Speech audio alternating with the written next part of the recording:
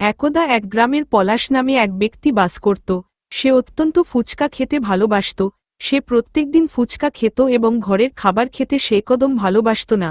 যা টাকা উপার্জন করত সব টাকা দিয়ে সে ফুচকা কিনে বাড়িতে আনত এবং খেত। প্রত্যেকদিন পলাশের বাবা মা পলাশের এই পাগলামো দেখত, কিন্তু তারা কিছু বলত না। একদিন তার ফুচকা খাওয়ার এত পাগলামি বেড়ে গেল যে তার শরীর খারাপ হতে শুরু করল। তা দেখে তার বাবা মা তাকে শহরের এক বড় হসপিটালে নিয়ে গেল। ডাক্তার পলাশকে দেখল এবং তার বাবা মাকে বলল, আপনারা বরং পলাশের বিয়ে দিন, দেখবেন সব ঠিক হয়ে যাবে। এই কথাটা শোনার পর পলাশের বাবা মা পরের দিন থেকে পলাশের জন্য মেয়ে দেখতে শুরু করল। এবং পলাশ যখন তার কাছ থেকে বাড়ি ফিরল তখন তার মা এবং বাবা এক পরিবারের সঙ্গে কথা বলছিল তার ছেলের সঙ্গে ওই পরিবারের মেয়ের বিয়ে দেওয়ার জন্য। আর একবার মেয়েটাকে দেখা মাত্রই পলাশ বিয়ের জন্য রাজি হয়ে গেল। তারপরের দিনে খুব ধুম করে বিয়ে হলো। কিছুদিন পলাশের ফুচকা খাওয়ার পাগলামি বন্ধ ছিল, কিন্তু 1 মাস পর তার ফুচকা খাওয়ার পাগলামি আবার বাড়তে লাগলো।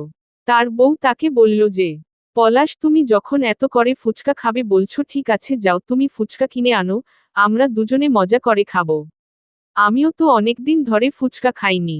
এই কথাটা শোনার পর পলাশ এক ফুচকার দোকানে গেল এবং সেখানে গিয়ে বলল যে, দাদা, 500 টাকার ফুচকা দিন তো। কিছুক্ষণের মধ্যে পলাশকে ফুচকাওয়ালাটা 500 টাকার ফুচকা দিল আর সেখান থেকে বাড়ি চলে গেল।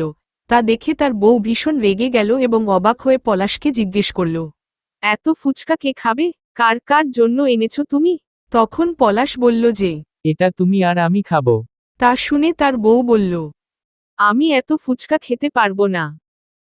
তখন পলাশ বলল যে, আমি সব ফুচকা খেয়ে নেব। তারপর তারা ফুচকা খেল।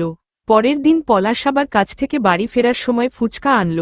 তা দেখে তার বউ ভীষণ রেগে গেল আর বলল, এত ফুচকা খাওয়া ভালো না, খেও না, শরীর খারাপ করবে। এই রকম কিছুদিন চলতে থাকল। পলাশের বউ তাকে বারণ করত, একইভাবে তার বাবা মাও বারণ করত যে অত ফুচকা খাস না, কিন্তু সে কারো কথা শুনত না। একদিন তার প্রচণ্ড পেটে লাগবে শুরু করল, সেই দেখে তার বউ বাবা মা শহরের ডাক্তারখানায় নিয়ে গেল। কিছুদিন শেষ যেখানে থাকল এবং সুস্থ হয়ে গেল। আর ডাক্তার বলল যে, এরপর যদি আর বলার বেশি বাইরের খাবার খায় তাহলে তার লিভার সার্জারি করতে হবে।